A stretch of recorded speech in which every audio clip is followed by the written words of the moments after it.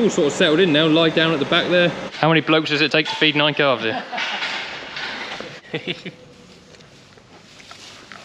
Phil's first day back from holiday. I mean, work conference. Good morning, guys. Welcome back to another video. Today, me and the dog, Gus, have got some very, very exciting news. And that is, look at this.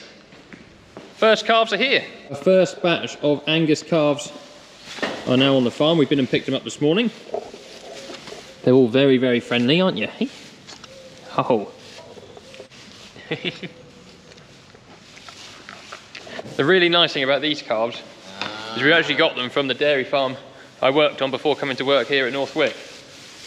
Which is nice because I know the people we got them from, I know how they're looked after before we're having them, and I know they'll be really, really good calves for us. So we picked up 9 this morning. We wanted to get some here. We're going to be on standstill next week because we're selling sheep through market, so we wanted to get some here and start getting the feeding routine going. We're going to pick some more up from another farm probably next week as well, and then before you know it, we'll start filling the shed up quite a lot. What I'm going to do, just for a matter of interest, because we can, is we'll put calves from one farm this side of the shed and the calves from the other farm on this side of the shed. Just keeps them separate because although they're both very high health status herds they're coming from, you never know what calves we've got from individual farms, what things they're naive to, what they're protected against or whatever via their colostrum. So we'll keep them separate. I know they're sharing the same airspace, but the shed gets a fairly good amount of air blowing through from one side to the other. Yeah, Gus is making friends with them. You're making friends with the calves. Oh yes. Oh yes. So it's like 10:30 now. We've just got them here. And they've been fed this morning on the farm they've come from. So we'll feed them this afternoon with our new milk feeder. Be the first time having a go with that as well. Loving life. Got some of the coarse calf in the trough here for them. Once they start eating that regularly, we'll feed them that with their milk. And then we'll turn that over during the day. I'm going to get some hay and put here. They won't eat a lot of hay, especially at the minute, but it's just something for them to nibble on. They are nibbling at the straw a bit. So we'll get some hay for them there if they want it. And yeah, I'm excited. Gus is just going around making sure he says hello to every calf. There's 2 lie down in the back there. You can tell they're milk calves because they're coming over here looking for milk. Look, just suck your fingers. Say hello. You got teeth. We won't do it just yet, but we do need to put some EID tags in their ears. We'll wait until we've got them uploaded onto our system. We'll let them settle in before we start punching holes in their ears with tags and whatever. Management tags. But yeah, I'm excited. Anyway, until we come back and feed them later on, we'll get them some hay and just put that here for the minute. I'm going to go feed the cows next door because I can hear them shouting. They want their morning feed. And we'll see how we get on with them. Yeah, look at you guys. Hey. Oh. Making friends, Gus? Making friends? Oh, that's nice. Kisses. Right, other job we got to do is wash out the stock box because obviously we're going to pick these up this morning, so that's dirty. Leave that clean for the next time it's used. And yeah, let's get on with some farm jobs.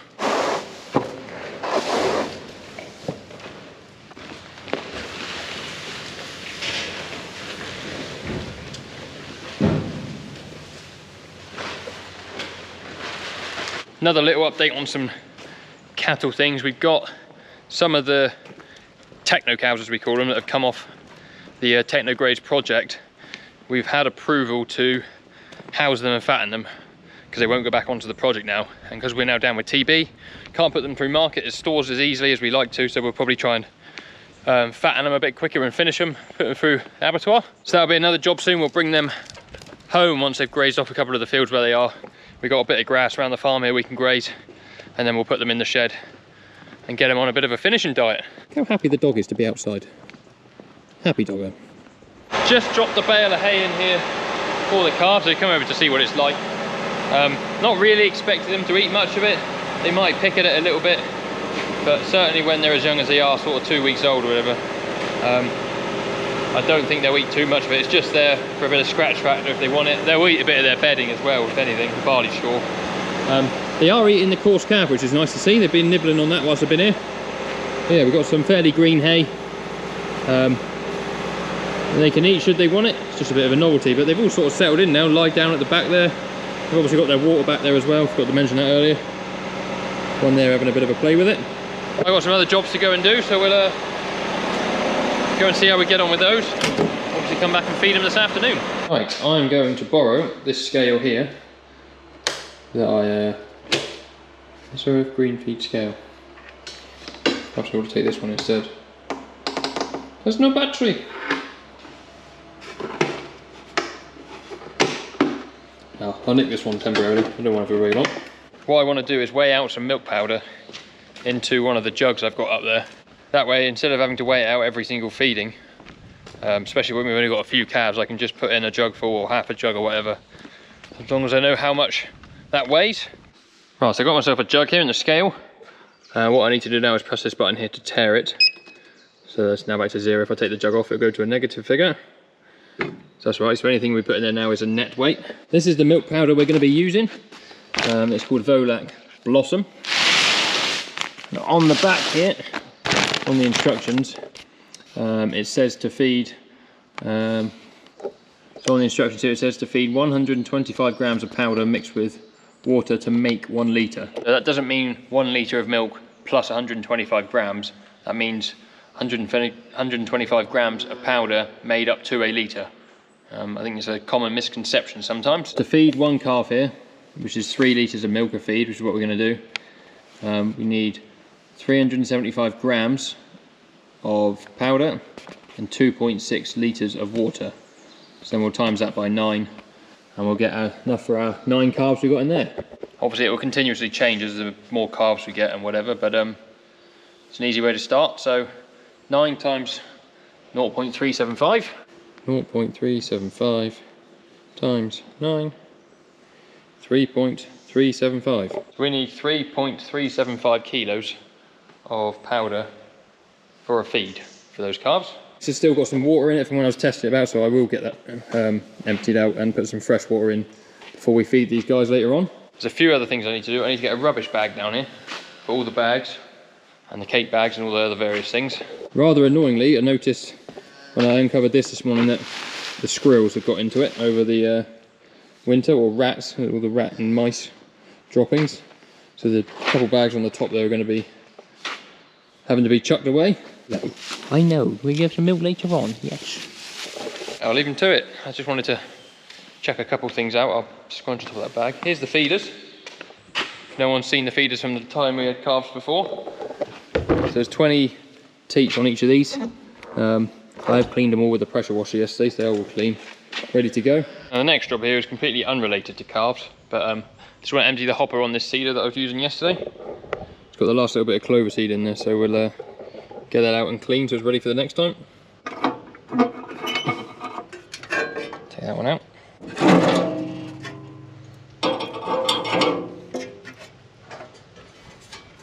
Put that in there like so. This one fits underneath.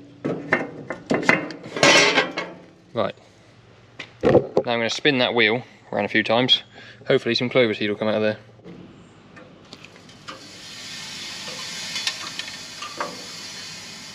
Had to open it up a little bit. There it comes.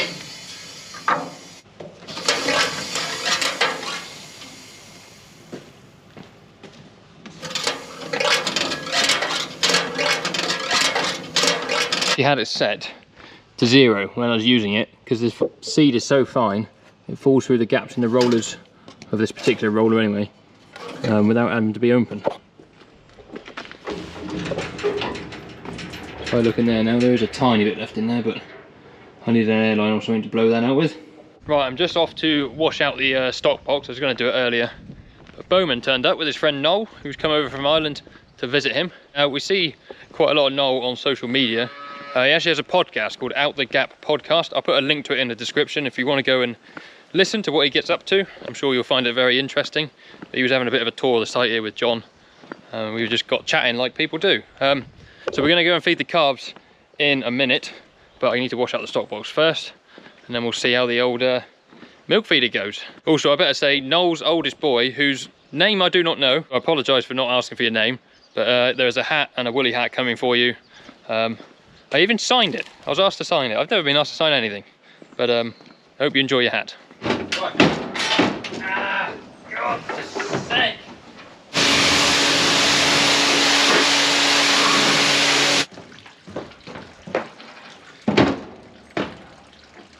Now, as far as I can see, being tall is really good for things like putting your wife's cake tins on top of the fridge because she can't reach because she's fairly short. But for going into stock boxes or getting into cars where you've got to constantly put the seat back, it's just a pain, mainly in the head.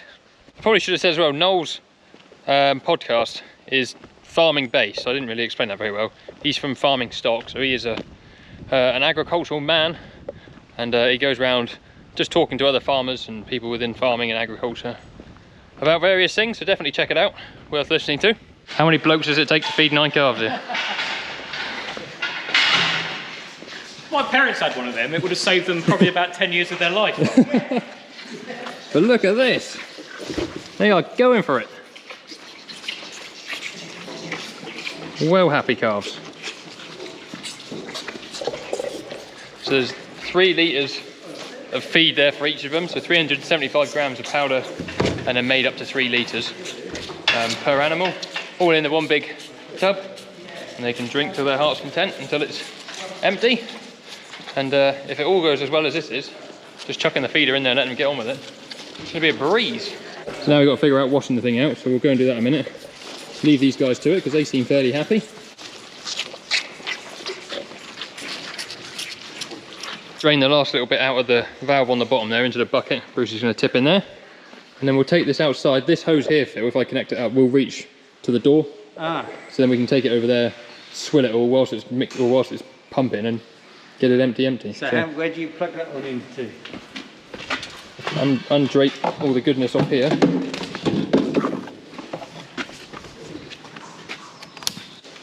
Open the old valve on here a minute. Give it a good old sluice. Oh, the mixer's not. No, the mixer will only work when he's properly plugged in. Oh, that's a shame. Running clear. I think it's the throughput that's the. So what do you just do to clear out? Just open the valve on the front. Right. Well, they've probably nailed that one as well. Well, I think it's fair to say they've taken 3 litres each. Yes. I was hoping I would be tall and strong enough to be able to. That's not going to happen, is it? Will it come through here? Oh, it does. Without the calves. Yeah. They're going exactly the same thing, yeah. Phil's first day back from holiday. I mean, work conference.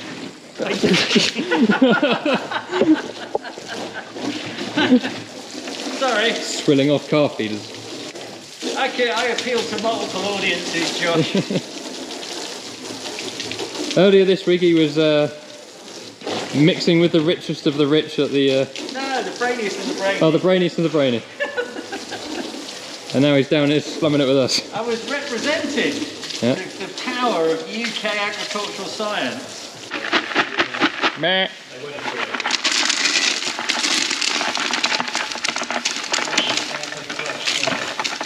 Let's have a look at this. I love this stuff, isn't it? It's basically muesli. Put that in a bowl and some milk on it, you'd eat it, wouldn't you?